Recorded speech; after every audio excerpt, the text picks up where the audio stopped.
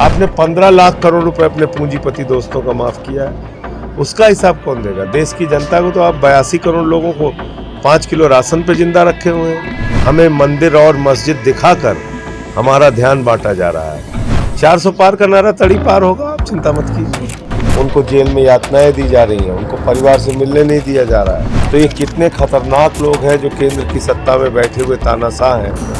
2024 का चुनाव अंतिम चुनाव है। अगर इस देश की जनता नहीं जागी तो आगे हमारे वोट का अधिकार नहीं होगा। प्रधानमंत्री जी देश के मुद्दों से जनता का ध्यान भटकाने के लिए सब बातें कर रहे हैं। वो जान रहे हैं कोई चुनाव बुरी तरीके से हार। कोयला किसको दिया? अडानी को। गैस किसको दिया? अडानी को। बिजली किसको दिया? अडानी को। पानी किसको दिया? अडानी को। पोर्ट किसको दिया? अडानी को। एयरपोर्ट किसको दिया? अडानी को। तो पूरे देश का संसाधन उठा के अपने दोस्त को दे दिया। पार्टी के मुखिया हैं अरविंद केजरीवाल जी, उनके साथ जिस तरह से व्यवहार किया जा रहा है, एक आतंकवादी की तरह, बहुत बड़े अपराधी की तरह उनको जेल में यातनाएं दी जा रही हैं, उनको परिवार से मिलने नहीं दिया जा रहा है, उनको इंसुलिन बड़ी मुश्किल से 23 दिन के संघर्ष के बाद उनको इंसुलिन दी गई। तो ये कितने खतरनाक लोग हैं जो केंद्र की सत्ता में बैठे हुए तानाशाह हैं। आप अंदाज़ा लगा सकते हैं कि 3 बार के चुने हुए मुख्यमंत्री को जो लोगों के लिए दवा का इंतजाम करता है उसको दवा नहीं दे रहे हैं। तो इसलिए हम लोग तो जहाँ जा रहे हैं एक ही अपील कर रहे हैं। 2024 का चुनाव आगे के चुनाव को बचाने का चुनाव है, आरक्षण को बचाने का चुनाव है, संविधान को बचाने का चुनाव है। 2024 का चुनाव अंतिम चुनाव है। अगर इस देश की जनता नहीं जागी तो आगे हमारे वोट का अधिकार नहीं होगा। अभी सूरत से तो शुरुआत हुई है।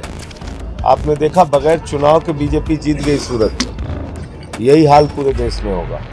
आपने देखा चंडीगढ़ में कैसे बेईमानी करके जीते लोग। देखा आपने कि देश की अलग अलग सरकारें तोड़ तोड़ के गिराई इन लोगों ने। तो ये मौका है, सब लोग मिलके इस तानाशाही का अंत कीजिए, वरना जो वोट का अधिकार है वो भी आपका छीन जाए। पहली लहर तो इंडिया गठबंधन की थी। पहले चरण में जो लहर थी वो इंडिया गठबंधन की थी। 8 सीट हुई है पश्चिमी उत्तर प्रदेश की, 6 सीटें इंडिया गठबंधन को जा रही हैं पहले ही चरण। तो बीजेपी तो हार रही बुरी तरीके से, और इसीलिए प्रधानमंत्री जी बौखला के मुद्दों से ध्यान भटकाने की कोशिश कर रहे हैं। मुद्दा है बेरोजगारी, मुद्दा है महंगाई, मुद्दा है 15 लाख करोड़ रुपए अपने दोस्तों का मोदी जी ने क्यों माफ़ किया, मुद्दा है एक ही अपने दोस्त को पूरे देश की संपत्ति क्यों सौंप रहे हैं, ये मुद्दा है। प्रधानमंत्री जी ध्यान भटकाना चाहते हैं। उनसे पूछिए ना कि भाई 20 करोड़ नौकरी मिल गई देश के नौजवानों को 10 साल में। आपने कहा था 2 करोड़ नौकरी हर साल देंगे। काला धन आ गया, 15 लाख चला गया खाते में। उनसे पूछिए किसानों की आय 2 गुना हो गई। 15 अगस्त 2022 तक सबको पक्का मकान मिलना था, मिल गया। देश की जनता से आपने जो वादा किया था उसको पूरा कीजिए ना। आप कहते थे सिलेंडर देख के वोट देने जाना, अब सिलेंडर का क्या हाल है? तब 400 रुपये का था, अभी 1100 रुपये का है। तो इसलिए मैं कह रहा हूँ कि प्रधानमंत्री जी देश के मुद्दों से जनता का ध्यान भटकाने के लिए सब बातें कर रहे हैं। वो जान रहे हैं कोई चुनाव बुरी तरीके से हार। भाई एक चीज़ आप बताइए, देश के सारे संसाधन किसको दे रहे हैं मोदी जी? कोयला किसको दिया? अडानी को। गैस किसको दिया? अडानी को। बिजली किसको दिया? अडानी को। पानी किसको दिया? अडानी को। पोर्ट किसको दिया? अडानी को। एयरपोर्ट किसको दिया? अडानी को। रेल किसको दिया? अडानी को। सेल किसको दिया? अडानी को। तो पूरे देश का संसाधन उठा के अपने दोस्त को दे दिया। और क्रिकेट किसको दिया? बीसीसीआई का चेयरमैन अपने भतीजे को बना दिया मोदी जी ने।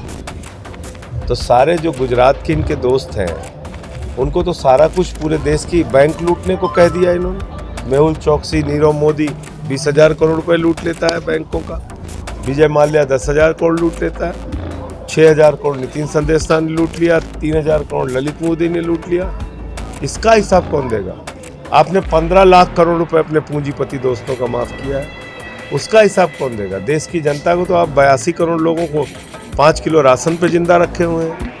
तो इसलिए मोदी जी की चालबाजियां आप लोग समझ चुके हैं, अब चलेगी नहीं इस बार।